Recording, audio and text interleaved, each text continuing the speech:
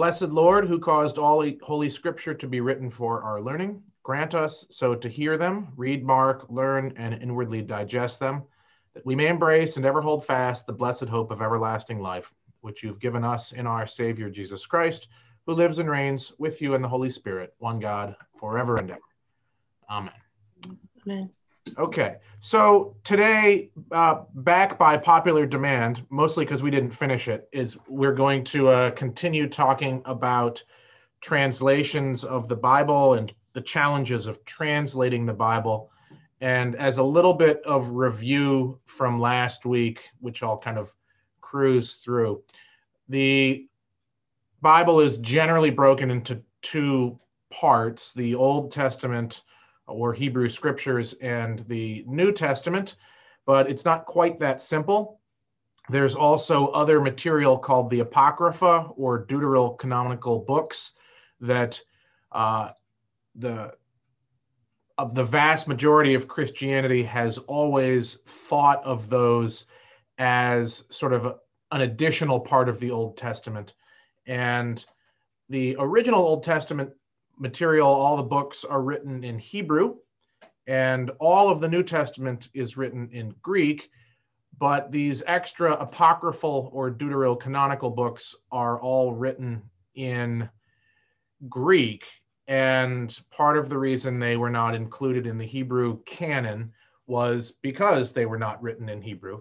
And part of the reason that they were included in the Christian canon is because the New Testament writers and the early church writers after the New Testament referred to them as if they were part of the scriptures. And so we have kind of a larger balance from the Christian perspective of what's in there. That said, the name itself, deuterocanonical or apocryphal, indicates that they are of a secondary and lower status. So that's the whole book in general. And it gets to the starting point that we're dealing with Greek and Hebrew, which the odds are pretty good that none of us speak, at least regularly. And even if we did, the Greek that's modern is quite different from the Greek from 2,000 years ago. And Hebrew has its own complications, primarily which there's no vowels written into the text. And when they are now, they're later additions and they're kind of written as marks. And so it's not always obvious how a word in Hebrew was pronounced 2,000 or 3,000 years ago, which leads to some complications of how you can translate things.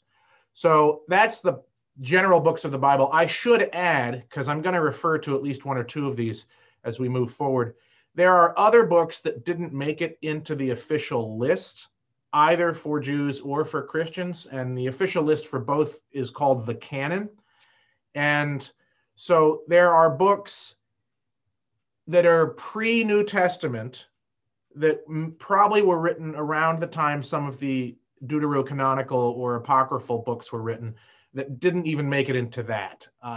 There's a book called First Enoch and Second Enoch. And Enoch, if you remember, only gets one line or two in the Bible. He's the guy in Genesis that walked with God, and his son, I believe, or maybe his father, but I think it's his son, was Methuselah, who lived the longest ever.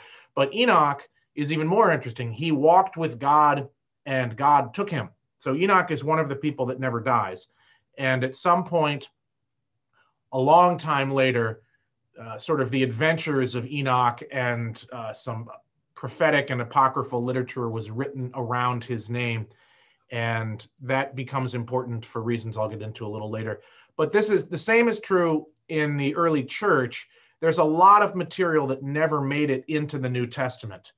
Things that range from stories to straight up epistles, just like Paul. There's First and Second Clement, which was written by St. Clement. And there's another thing called the Shepherd of Hermas. And there's a whole bunch of things like this that most of us never get around to reading. But they are there, and they're sort of the earliest of the earliest Christian writings after the New Testament. And so the big question is how did the canon get established for Christians and Jews? And that's a question for another class, or maybe if there's time at the end of this. But you can look that up online. establishment of the canon in Christianity has its own story, as does in Judaism. So, all right, that's sort of the summary. And now jumping into the stuff that we didn't get to.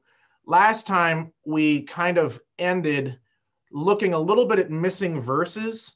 If you remember the story of the adulterous woman where Jesus is drawing on the ground in sand, and that shows up in the gospel according to John, but it has brackets around it, which in some versions of the manuscripts, the text is not there. In some versions, it's actually in chapter 21 of John, and in some versions, it's in St. Luke's gospel. There's other things where we talked about Bethesda Fountain at Central Park. Do you remember the story of the angel and stirring up the water, and how that particular verse is not in some manuscripts?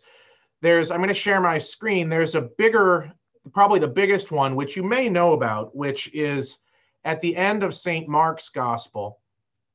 The resurrection account at St. Mark's gospel ends in a variety of different ways. Does anybody know how, from memory, how St. Mark ends?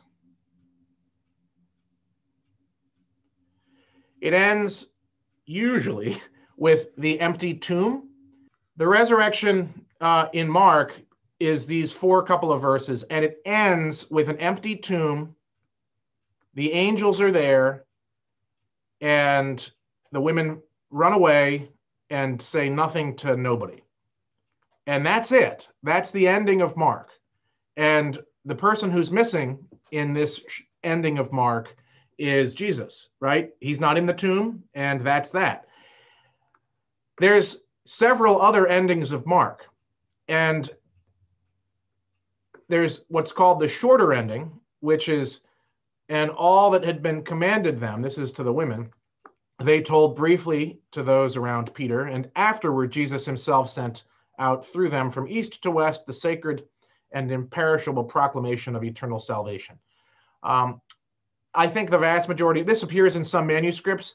This is almost like guaranteed to be a later edition. This phrase shows up absolutely nowhere in the Gospel according to Mark, and it clearly is an ending that's like, well, this needs an ending, so somebody tacked on a little ending. And it's like a movie that just ends with kind of, well, the empty tomb, and you're like, well, what about all the resurrection stories I know about? And so they tack on this ending. But you'll note it's in brackets, and the note here, other ancient authorities add amen. Here's the note that we want. Some of the most ancient authorities bring the book to a close at the end of verse 8. One authority concludes the book, with the shorter ending. That's this one that I just read. Others include the shorter ending and then continue with verses 9 through 20. Most authorities, verses 9 through 20 follow immediately after 8, though in some of these authorities, the passage is marked as being doubtful. So even in most authorities, they noted that, I mean, this is even like way, way, way back in manuscripts, they still noted that it seems like this is a secondary edition. So the longer ending of Mark, which I won't read, is interestingly a whole bunch of stuff that appears in other Gospels, which makes sense, but it's almost as if it was lifted from St. Luke's account and kind of thrown in here. And I leave it to you to read that, but it goes all the way through the Ascension and ends there, and it gives you a more satisfying ending to the Gospel. But most scholars will tell you that, and most of the oldest manuscripts are like this too, that it just ends with an empty tomb. And that's the point, that the resurrection, and you want to learn about the risen Lord, you go into the church and you ask the Christians that are there what that means, which is a very different take. Anyway, all of that is to say is when you're translating the Gospel according to Mark, you still do need to translate all of this, but all of these notes that are in here with these double brackets are in there to indicate that these verses are doubtful that they were in the original manuscripts. Is that okay? So that's enough with finishing up missing verses, and let's get on to some of the more interesting stuff, which is when you start translating things. And last time, I think we concluded with the Greek and Hebrew words for spirit are basically the same thing as wind and basically the same thing as breath. And so when you get to Genesis or the Gospel according to St. John, you need to make a decision. Usually the context is pretty clear, right? When Jesus talks about the Spirit, it's usually pretty obvious. And usually in the Old Testament in Hebrew, it's also usually pretty obvious when, the Spirit fills Samson. It's not the wind, right? Or it's not the breath. It's the Spirit fills Samson, and the Spirit fills Jesus, or the Spirit fills Samuel, or the Spirit fills Saul. But the image that those words have behind them is the power of wind and the personality and personableness of breath. So you have, when you think of spirit, two images that you should have is wind and breath as well. And those are worth kind of filing away, because sometimes the writers, this happens in the Nicodemus story where Jesus is talking to Nicodemus about the Spirit, and he references the wind of Jerusalem. And he says, look, it's windy here. And the Spirit is a lot like that. It comes and goes, you don't know where it is, and that sort of thing. And it's a play on the word on top of that. And the line in Ezekiel, right, with the dry bones, where the Spirit fills the bones, and Ezekiel is told to breathe on these bones, right? Breathe, it's a double play on those words as well. So when you translate that, it's usually pretty obvious, but you miss it in English unless there's a note, and nobody ever reads the note, and nobody ever reads the note in church. So next time you hear spirit, breath, or wind, the odds are good. It's all probably the same word. And I hope you kind of keep that and file that away. Do you know who the first two people that show up in Genesis are? Everybody knows that, right? What are their names? Adam and Eve. Adam and Eve. Anybody know what Adam means? I think man. Does it mean man? Man. Yep. Anybody know what Eve means? Woman? Not exactly. It means living. So their names are basically human and living. So there you go. I mean, it's man. It's not, but that their names also have meanings. And our sort of more fundamentalist society, at least the more fundamentalist wings of the church, loves to personify that when talking about creation. And there's, that's obviously part of the account in the Bible. But again, the words have meaning, and they do also represent all of humanity and all of the living that start with these, in this place. And so personifying that it's a little bit of both. And that's one of the things that sometimes gets lost. We have names of these people, and so we think, oh, that was that guy named Adam. And people named Adam, and you probably know people named Eve. But the root of this is that, no, this is man, and this is living. And that's how it kind of starts. There's another one that's like this and it comes up pretty regularly. One of the more famous verses in the Bible is we're jumping into the Gospel according to John, and I think my screen is still there. So this is a very famous verse, right? And the Word became flesh and lived among us, right? Everybody, I hope, can see this. So we all know this. If I can get rid of that thing, that'd be great. You would never guess, but this actually has a bit more meaning behind it. If you remember what the King James translated as, it was dwelt, right? The Word became flesh and dwelt among us. And if you go into other parts of the scripture, I'm going to stop sharing for a second, and begin to root around at that, you'll see that there's actually a word that is the original word for lived among us in Greek is to pitch a tent. And I don't know if you remember last week, I showed you this very strange Bible, or New Testament rather, that has a very literal translation and tries to make it sound exactly as original hearers would have it. And in the Gospel according to John, the way he translates it, and the logos, and logos is the word for word in Greek, the logos became flesh and pitched a tent among us. and we saw his glory, glory as of the Father's only one, full of grace and truth.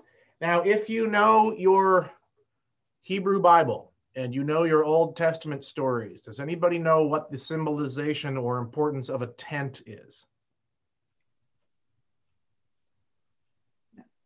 Anybody? Like a place of worship? Well, Reverence? Yes, but there's a specific one. The book of Exodus, so when Moses is on Mount Sinai, he gets the 10 Commandments, he gets the law, and then he gets detailed instructions about building something, which is called the tabernacle.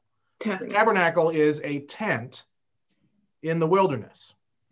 And if you remember, as the Israelites moved through the wilderness for 40 years, they literally cleaned up the tents that they were living in and cleaned up the tabernacle, which was the Lord's tent, and they moved it to place to place to place and pitched it again. And every time they pitched the tabernacle tent, they would put the ark back into it, right? And the pillar of fire or the pillar of cloud would sit right over that tent. And that was the indication that God is with us in this tent, right? And so they would do this and move around, and this continued, this tabernacle in a tent, all the way through King David, even when they weren't moving around.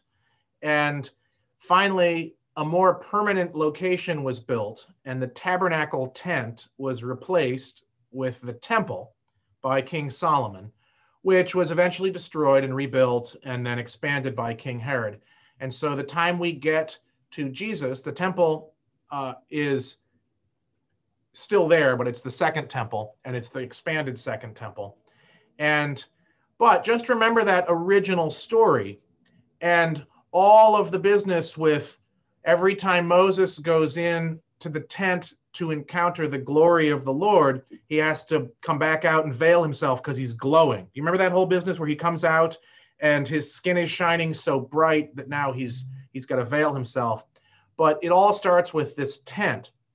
And if you dig into the Hebrew scriptures and into the prophetic literature, they begin to talk about how the Lord, when the Lord comes again, God is going to pitch his tent among us yet again and going to encamp among us yet again. And there's a whole bunch of lines that really get into that. I'll read one from Sirach, which is about wisdom. And this is a little poem about wisdom. But then the creator of all things gave me a command, and my creator chose the place for my tent. He said, make your dwelling in Jacob, and Israel receive your inheritance. This is the important part. And remember the beginning of the gospel according to John. It starts with in the beginning, right? Before the ages, in the beginning, he created me, and for all the ages I shall not cease to be. In the holy tent I ministered before him, and so I was established in Zion. Thus, in the beloved city, he gave me a resting place, and in Jerusalem was my domain. It kind of goes on like that. But this image of the tent, and there's others in Exodus, you get this is when they're talking about the tabernacle. This is Moses is up on Mount Sinai, and God is telling him about the tabernacle. And God says to Moses, have them make me a sanctuary, so that I may pitch my tent among them. And in accordance with all that I show you concerning the pattern of the tent, tabernacle, and all of its furniture, you shall make it. So this word, which we translate as dwelt or lived among us, has a giant history behind it of the tabernacle and tent, which is, lest we forget, that's where the Holy of Holies is. That's where the Israelite people encountered God. So if you jump back to John with all of that kind of in your head, and you hear, say you were an observant Jew in like 50 AD, and somebody's telling you the story about Jesus, and you heard this, and the word, and we know word because the word is what comes forth from God already, right? The word became flesh and lived among us. But it's not just in lived among us. The word became flesh and pitched his tent among us. and we have seen his glory, the glory of a father's only son. And you were already told a couple of verses earlier that the word was not only from God, but the word was God. So you'd think, okay, so right off the bat, they're equating Jesus not only with God, but specifically with God in the wilderness in the tent, the God of Israel, which you can begin to understand why there was some controversy between the Jews and the early Christians, right? Like that is when Jesus gets accused of blasphemy, certainly his followers who are writing things like this are straight up blaspheming. And because from a certain perspective, because they're saying, no, that this Jesus is literally the same God that was in the tent in the tabernacle. And that's a pretty big claim. But we lose that in English, which is really too bad. So that's another kind of little thing of translation. Another one, and I talked a little bit about this last week, is the Son of Man. And so originally in the oldest Hebrew text, which are probably in the Psalms, at least where this shows up, the phrase Son of Man is, if you've ever read the Psalms, you know they tend to say something and then say it again. So it'll say like, oh, this guy is walking across the street. That guy right there came over here, right? And you're like, why didn't they just say this once, right? And Hebrew sometimes is like that in terms of poetry. And often, rather than say that guy crossed the street, that guy is now over here, they'll say that guy crossed the street, that Son of Man is now over here. And Son of Man is basically another way for saying somebody who's a human being. And so there's the Psalm that what is a man, or what are humans that you are mindful of them, the Son of Man, and basically it's just repeating it. And so originally this phrase Son of Man was kind of like a poetic way of saying a human being. Does that make sense? Okay. So as you move forward, it continues to have this meaning for a long time. It shows up in Numbers. Let me see if I can dig up here's a perfect, what is man that thou art mindful of him, and the Son of Man that thou visitest him? This just means, what is a human being? What are people that you care to take to visit them? Let your hand be upon the man of thy right hand, upon the Son of Man, whom thou madest strong for thyself. Now, I use the King James for a reason, and that reason is that let's go to this verse in context, and let's change to the New Revised Standard Version. All right, just so we know where Son of Man is. What is man that thou art mindful of him? The Son of Man that thou visitest him. New Revised Standard Version. What are human beings that you are mindful of them? Mortals that you care for them. All right, so right there we've lost Son of Man. Now, why did they do that? They did that because they know, and this is correct, that in this context, that's what they're trying to say, mortals. And if you look at a note, it will say Hebrew, Ben Adam. Ben, as you probably know, like is son, and Adam, as we just talked about, is man. So Son of Man. And they're doing that. And you think, okay, that's fine. So the problem is, as time moves on, the Psalms are very old. And the book of Numbers does this as well. And that's also very old. Ezekiel is a little less old. And so when we get to Ezekiel, and you may remember this, Ezekiel uses this phrase a lot, 95 times. And in Ezekiel, it says constantly, he said unto me, Son of Man, stand upon thy feet. He said unto me, Son of Man. I said, now, yeah, sure. Ezekiel is probably using this in the classic poetic sense, but he uses it so often that it's weird. It's like, to keep saying this over and over again, you begin to think, why does he keep saying Son of Man? Why doesn't he just say Ezekiel, or he said unto me? And it pops up again and again and again, so that in Ezekiel, it becomes Ezekiel's title that God is giving to him. Now, again, it just means an average everyday human being. And if we jump this same, we'll do Ezekiel 2:1. That's the first time it's used. We'll jump to the NRSV and see how they translated that again. And they say, he said to me, O mortal, stand up on your feet and I will speak to you. And okay, again, what does it say? Son of man, Hebrew, Ben Adam. And so throughout the book when Ezekiel is addressed. Now, this kind of bugs me because that note doesn't show up again in the NRSV at all in the book of Ezekiel. So if you happen to turn to, let's see, this passage, let's go to dry bones. So we all know the valley of the dry bones, right? I think. So we get to the valley of the dry bones, and this is where all of our fun word games all come together in one little passage, right? The hand of the Lord came upon me, and he brought me out by the Spirit. Remember, we just talked about that. Spirit, wind, breath, down in the middle of the valley. It was full of bones. He led me all around them. There were very many lying in the valley, and they were very dry. And he said to me, mortal. See, there's no note, right? Which is too bad. So you wouldn't know unless you had read Ezekiel chapter 2, verse 1, that this is absolutely, this is actually Son of Man.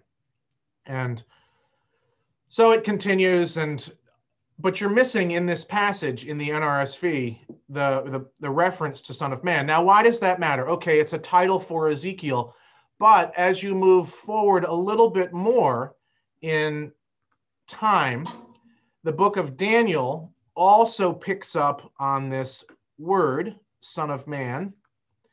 And Daniel, and again, we're still in the King James, and Daniel says, I saw in the night visions, and behold, one like the Son of Man came with the clouds of heaven, and came to the Ancient of Days, and they brought him near to me. And he says later again, understand, O Son of Man. The Son of Man in Daniel is coming on the clouds like a storm god almost, and comes, and is sent by God into the world. And Daniel is very clearly using this as a title. And what do we get when we get into the NRSV? This is not an NRSV bashing session, but it is what it is. So we get to the NRSV. What was that? Daniel, I gotta find the verse. Daniel, I think it's 7. 7, yeah. Okay. Daniel 7.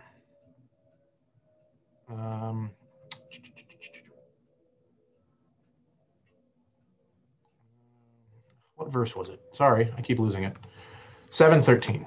Okay. I saw one like a human being coming with the clouds of heaven, and he came to the Ancient One and presented before him. Now, again, this is still accurate, but you lose the reference once again to Son of Man, which, if nothing else, is a poetic, way of saying things. So it's not the exact same thing as human being. It has its own kind of history and context, but you can see as you move through it, from the Psalms, it's just somebody who's like a human being, somewhat poetic. Then you get to Ezekiel, and it's still a poetic way of, but Ezekiel has adopted that, or God has adopted that as the title for Ezekiel. And now you get to Daniel, which is a later book, and this same title that was for Ezekiel and this same poetic phrase is now being used to present an image of this human-like figure that's riding in on the clouds and presented before God and sent out. And now I'll pause for a second. The really interesting thing is, and I mentioned first Enoch and that sort of thing. Remember, Enoch was the guy that walked with God and all that. So there's a book that's written before the New Testament, but way after Daniel is written. And it's one of a number of things. The Jews at that time, sort of before the time of Jesus, one of the things that when they were doing some writings was this apocalyptic literature, which, if you know some of the history, that area had been overrun by Alexander the Great and his armies, and it had been under control of foreigners for quite some time. So by the time the Romans get there, it's already been a couple hundred years that Palestine and Israel in that area is under control of foreigners. And if you know the New Testament, one of the reasons that Herod was problematic was because he was aligned just as much with the Romans as he was with the Jews, right? And you get bad kings and bad leaders, and there was an apocalyptic stream in Jewish thought that kind of was thinking, when is this all going to end? And we're going to get our land back, and we're going to get our, have our rightful king. And there were a number of ways that they dealt with this, but one of the things that they kind of riffed off of was this concept of the Son of Man in Daniel. And they expanded it as not just sort of a heavenly figure, but this figure that was going to come and set everything right again, who was called the Son of Man. Now you have all of that, and you get to Jesus, who refers to himself continually as the Son of Man, right? And again, it's hard to translate. The NRSV is trying to straddle multiple things. If they translate it throughout as Son of Man, what ends up happening is Christians say, aha, so this is prophetic and all this other stuff. And that may be true.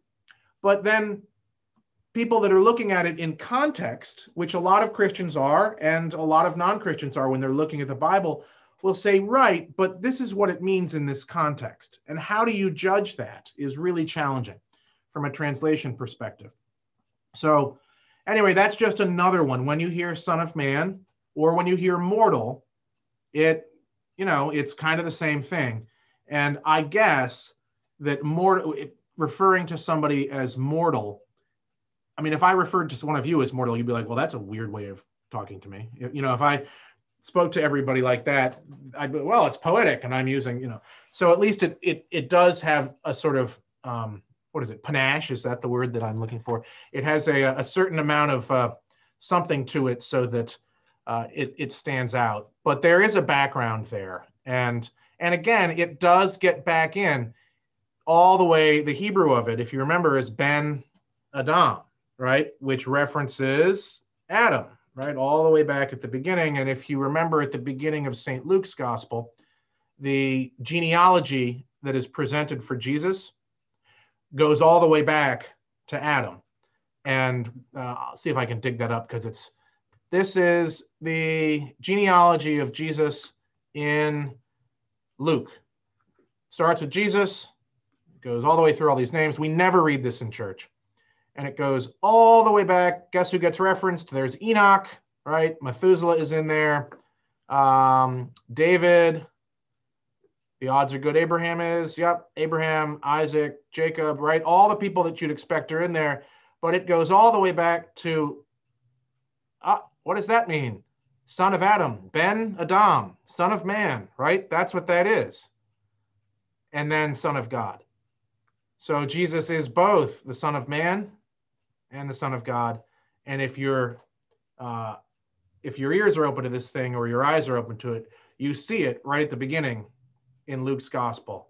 And it's kind of like, this is like a classic Bible Easter egg right here, where you get Son of Man and Son of God right next to each other. So, all right. The last little thing which I will show you is in Hosea. So we'll jump to that.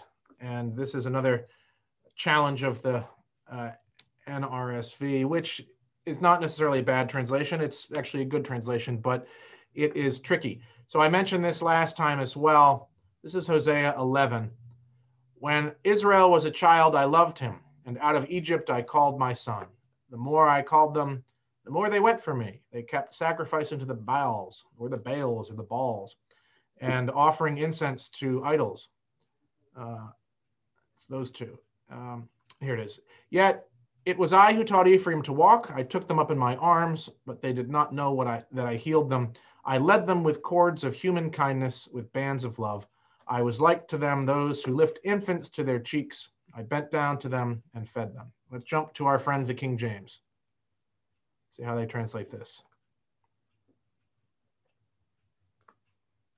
Try again. All right. When Israel was a child, then I loved him and called out my son out of Egypt. And they called him so that they went from them and sacrificed unto Balaam and burned incense to graven images. This is all the same, right? I taught Ephraim also to go, taking them in my arms, but they knew not that I healed them. I drew them with cords of a man with bands of love, and I was to them as they that take off the yoke on their jaws, and I laid meat unto them. This is an animal image, right? This is like I'm feeding my sheep.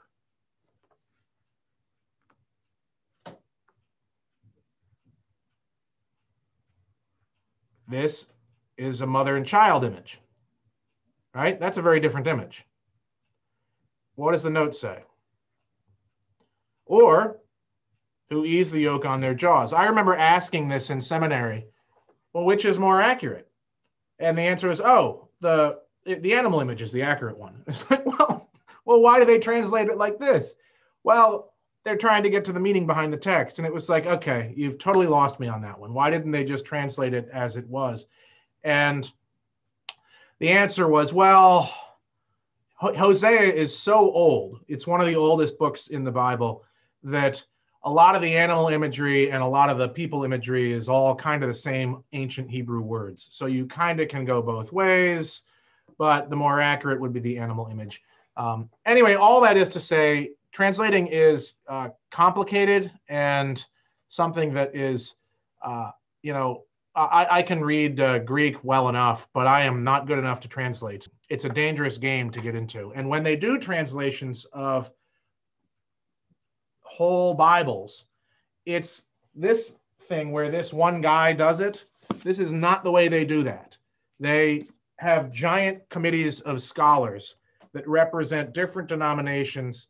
They have Christians, they have Jews, and they go in and different people, one person may get the book of Ezekiel and somebody else may get Hosea and somebody else may get, and they translate like that.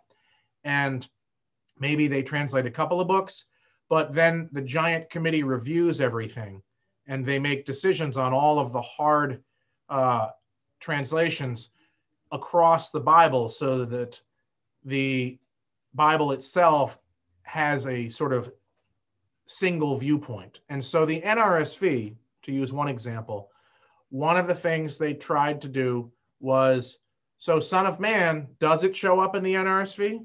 Of course it does. It shows up when Jesus says that, because Jesus speaks about himself very specifically as the Son of Man. It doesn't show up in Daniel, and it doesn't show up in Ezekiel, which is odd. And that was a decision they made.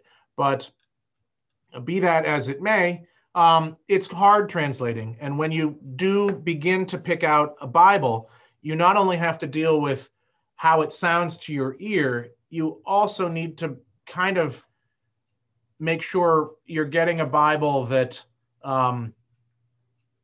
has a good scholarly committee. And the newer Bibles are good, but they also, they tend to do this behind the text thing a little bit often.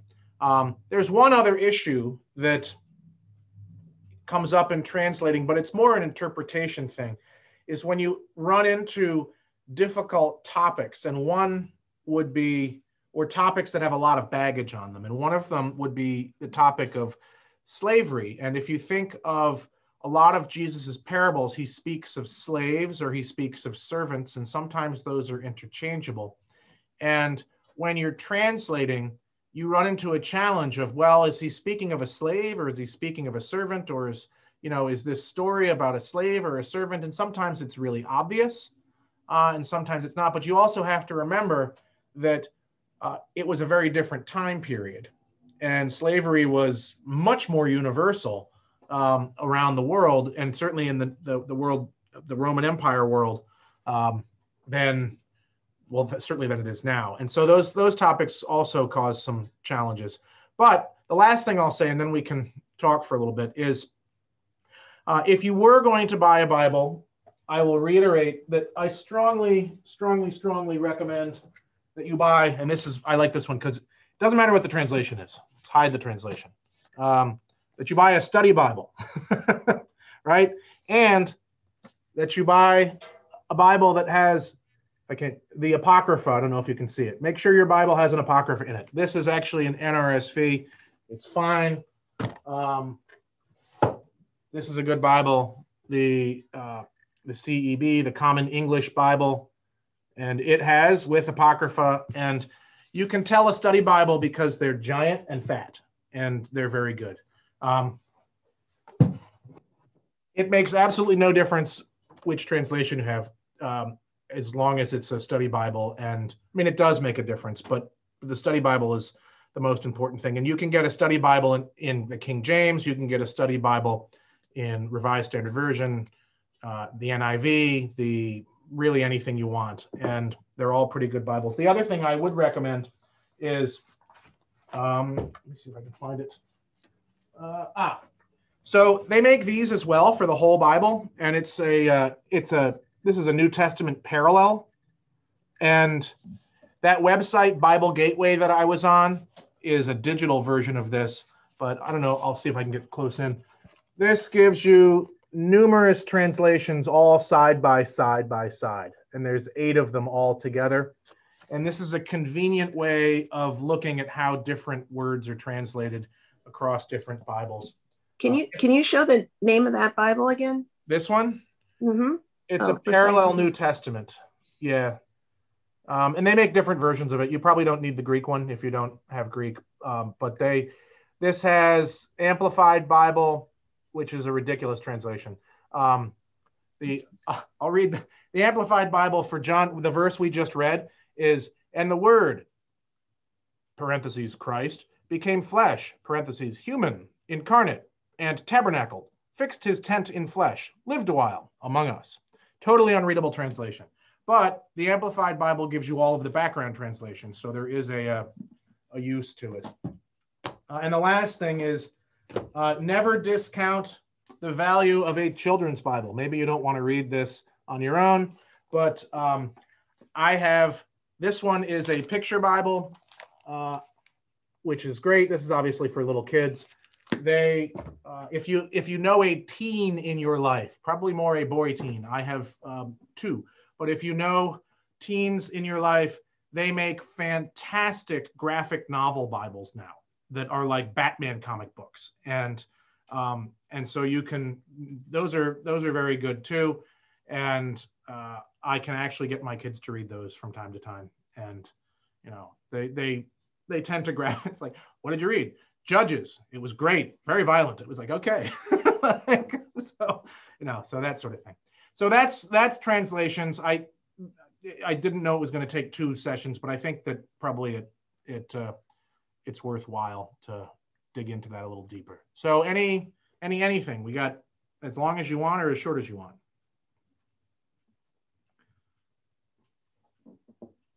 This is maybe a pretty dumb question. How did they order the books in the Old Testament? What is the earliest part of the Old Testament? Is it Psalms? That's not a dumb question. That's a great question. The order of the Old Testament is the Pentateuch is the first 5 books, and those are the backstory for. So there's 2 questions there. There's how did they get ordered?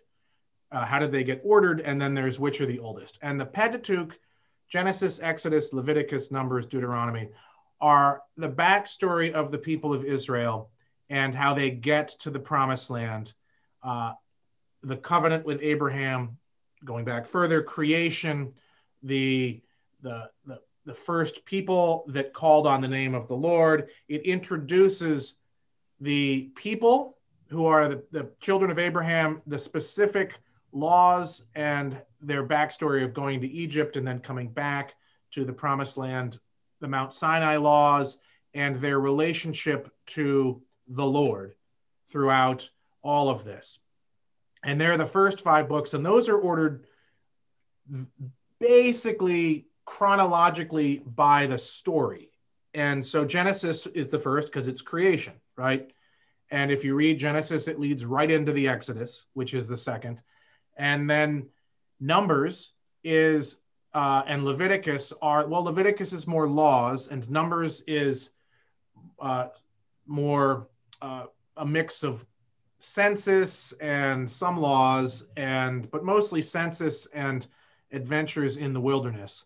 And so like a lot of the battle stories that you may remember or may not, that Moses gets involved. Remember when he holds his hands up and every time his arms get tired and he puts them down, they start losing and he puts his hands up again. And do you remember we actually read, not that, but we'll read this one on Sunday. The people are getting bitten by snakes, so he has to put a bronze serpent on a stick, and they look up to it and they're saved if that happens. That's all in Numbers. That guy Balaam shows up in Numbers. And so that's kind of the adventures in the wilderness. And Deuteronomy is a restatement of the law prior to entering the promised land. So chronologically from the story, those all make sense. They start it, they're the backstory. And then Joshua and Judges chronologically follow right after that. And those are the first two things when they get into the promised land, right? How they get there is Joshua, and then Judges is what a mess it becomes. And then 1st and 2nd Samuel and 1st and 2nd Kings, and related to that, 1st and 2nd Chronicles, detail the journey from a group of tribes run by judges to a unified people under a king, to all the way to the end of 2nd Kings and 2nd Chronicles, to two kingdoms that used to be united, and then they both get destroyed. And so that's the history section, and that's ordered first because it's the history section. It gives you all of the backstory from creation all the way up until the end of the monarchy. And then it continues after that as well with Ezra and Nehemiah, which continue the history section and tell about the Babylonian captivity and how they come back and the temple gets rebuilt. And when that whole section is done, it's all put together in an order that basically makes sense. And then you've got other books. And so how do you deal with these other books? And they're generally divided into three categories. There's prophetic books. And those, I think, I could be wrong about this, but those, I believe, are generally ordered from the big three and then the lesser 12. And they're all lumped, in, they're not necessarily by length, but it's Isaiah, Jeremiah, Ezekiel are the big three. Baruch is like Jeremiah's scribe, so that gets attached to it right after Jeremiah. And then the 12 minor prophets are all the short ones, and that's like Obadiah, Zechariah, Micah. There's a whole bunch of them. There's 12 of them, and they're all lumped together. And then there's other books that are the Psalms and the Proverbs and then wisdom books, and they're all lumped together. And there is some rhyme or reason of how they're put together, but it's worth noting that you are dealing with manuscripts and scrolls. And so in some cases, the order is slightly different. And the order in the Greek Septuagint, which was the Greek version of the Old Testament, is somewhat different than the order of the Hebrew scriptures. And that can complicate things. Now, the other half of that question is which are the oldest? And a lot of the Psalms are probably and how do they determine this? They determine it by content and some of the language that's used, if it's super archaic language and that sort of thing, and sort of the theology of it. If the theology is more basic for example, if there's a theology of a monarchy built into it, the odds are good that dates from a time when there was a monarchy. Not necessarily, but the odds are pretty good in that sense. And if you think of the timeline, the Psalms are a good example of this. If there's songs that seem to really make only sense if you're out in the wilderness or something like that, or if you're sort of a more nomadic people, those are probably older. And if there's Psalms that are dealing with, there's a Psalm, I can't remember which one it is, maybe 72, that talks about the king and the king's son and the king's children. And if you look at some of the Psalms, it says a Psalm of David, sung when he was doing this. A lot of those are probably linked to the time of the monarchy. And you can also tell from the context of if it's a prophet, when it might have been written. But like Hosea and Amos, I think, are probably the two oldest prophets in terms of the timeline. But they're also probably the two oldest books in the prophetic literature. And the Psalms are generally pretty old, but they drift into monarchy stuff, which is going to be a little more recent than some of the wilderness stuff. So it's there's a tradition that Moses wrote the Torah, the first 5 books of the Bible. There's an obvious problem with that, is that Moses dies at the end of Deuteronomy. So if nothing else, somebody finished it if Moses wrote it. But that's a whole different can of worms to open. And actually, when we get to there's a class on the flood, which today was supposed to be the class on the flood. And you may think, oh, why do I care about the flood? The flood is actually really interesting because it gives you a deeper dive, is what I've called it. I know that's a terrible way of phrasing that, but it gives you some background on Noah and on Genesis. But the flood is one of those stories where you can really begin to see some of the background sources that go into the Bible. And it's more obvious there than it is in a lot of other places. And the scholarship, I don't think this has changed at all, is pretty clear that it's hard to untangle them and unravel them. But you can basically tell that there's at least 3, maybe 4 sources that were woven together. Maybe they were oral tradition, maybe they were written down at some point, but it's not all that different than we have 4 gospel accounts. And you could imagine, because it happens all the time. This children's Bible is a good example of this, right? When you get to the New Testament in this children's Bible, it's not giving you Matthew, Mark, Luke, and John. It's giving you the birth of Jesus, Matthew and Luke combined, right? It's giving you the feeding of the 5,000 from all 4 gospels, right? It's not doing it again and again and again. And so there's a word for that. It's, I can't remember what it's called. When you combine everything together into one kind of story. And it seems that probably is what happened, that there were different strands in some of the really old books. And so does Genesis predate Hosea? Certainly the stories do, Hosea. So, but does the book itself in the form that we have it? I have no idea, but certainly bits of it are. And, I think that the some of the stuff around Abraham, my father was a wandering Aramean. I think that's sort of like among the oldest of the oldest texts that are out there. But again, you get into real problems real fast if you start trying to untangle things. There was a very famous theologian in Germany called Bultmann, who was all the rage in like the 50s and 60s. And my father, when he went to seminary, he's like, all we got is Bultmann. And Bultmann was really big into figuring that he knew exactly how things like the Gospel according to John had originally been ordered and organized. It's like, well, how do you know? He's just making guesses here and there. And one of his theories, which the whole thing falls apart at some point. One of his theories was that somewhere along the way, the manuscripts got dropped, and chapter 7, which should have been chapter 9, ended up as 7. It's like, okay, you've lost me at this point. So we have the books that we have. And so a lot of it is just really educated guesses. But at the end of the day, it's important to remember that even when you have something where you can discern that this may be much older than this, and they're right next to each other, it was ordered that way for a reason at one point.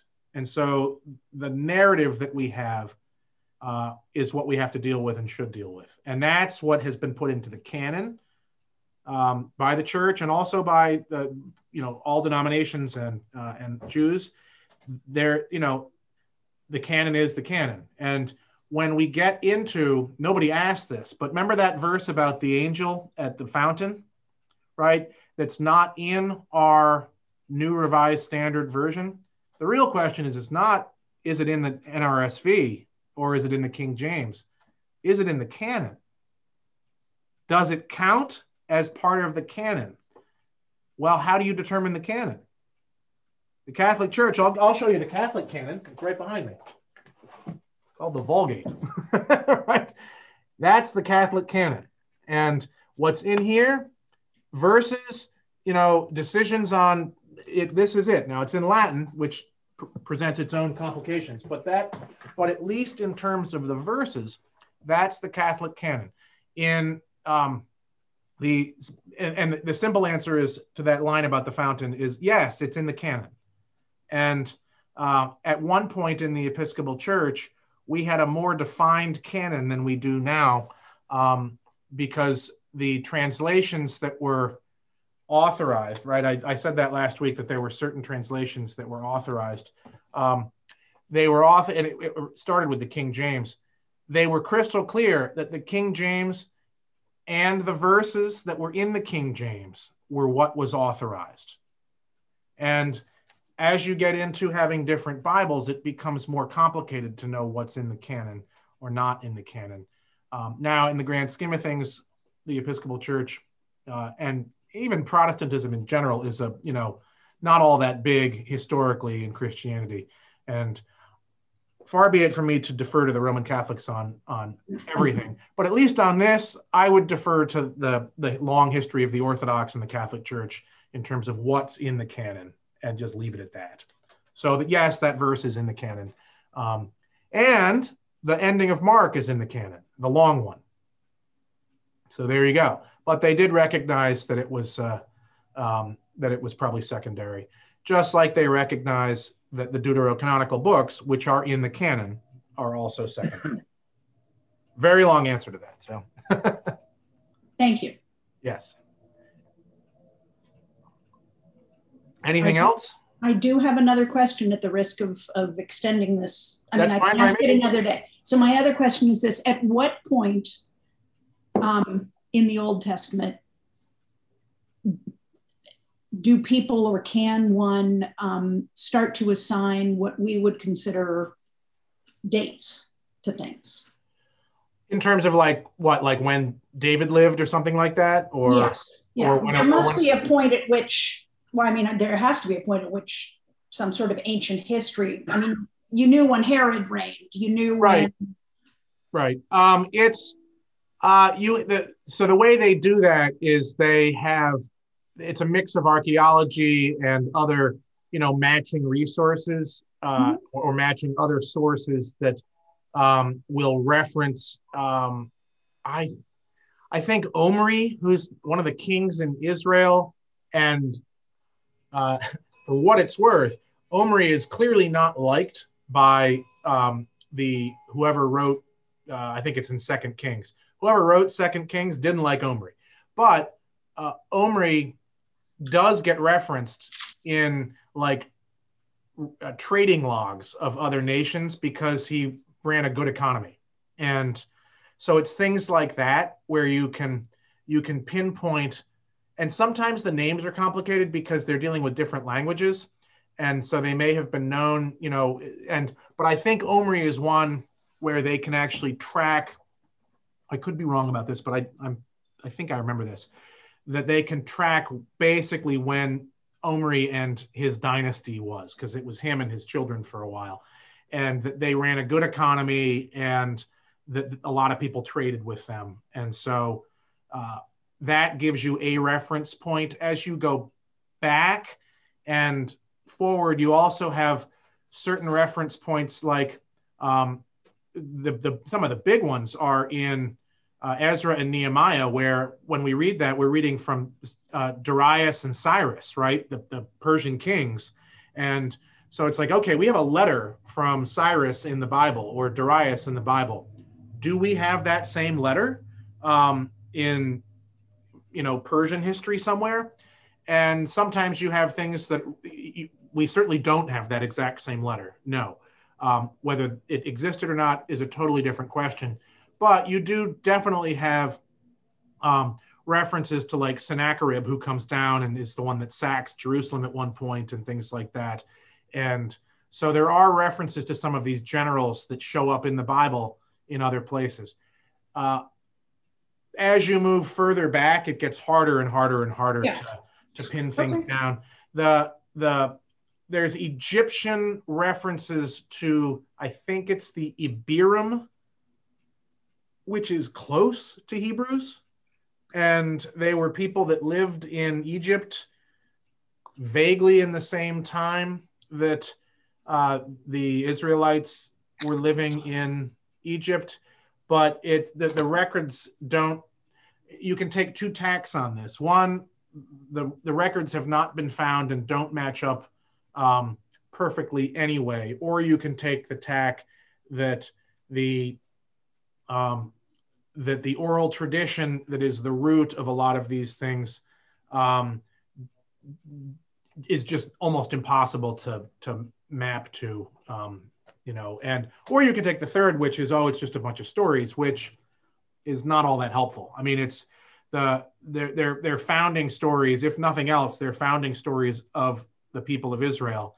And so whether you can find, a trace of Abraham or not is frankly irrelevant, because Abraham and his relationship to God and the story that's told about that is the foundational story. And whether there's proof that Abraham interacted with Pharaoh in Egypt, because he does go out and interacts with Pharaoh in Egypt, whether there's proof of that is good luck finding that, even if there had been proof. So it's hard to and Barbara and Etta will remember this, and Charlotte will remember this as well, because when we went to Jerusalem a couple of years ago, and I talked about this a little bit last time, when we went there, one of the things that we saw was this Bethesda fountain area and the 5 porticos in this. Now, that's a somewhat recent excavation. I think 100 years ago, the scholarship was unanimous that this thing didn't exist. Totally unanimous. There was no proof that it ever existed. It obviously was just made up. And then they found it. So, you wait long enough, you find something. And even if you never find something, the lack of evidence is not proof that something didn't exist. It's just that there's no evidence, and that's that. It's a lot like faith to a certain degree. So, all right, anything else? All right, next week, we will dig in a little deeper to the Son of Man, or maybe we'll do the flood, one of the two. I have to look at this because I may have said all I need to say about the Son of Man for a while. But we'll look into, I think we'll do the Son of Man. There's some interesting stuff there, but we'll do something next week. So, but all right, good to see you all. Okay. Thank you. Thank you. God bless and have a good one. Okay. You too. Bye-bye.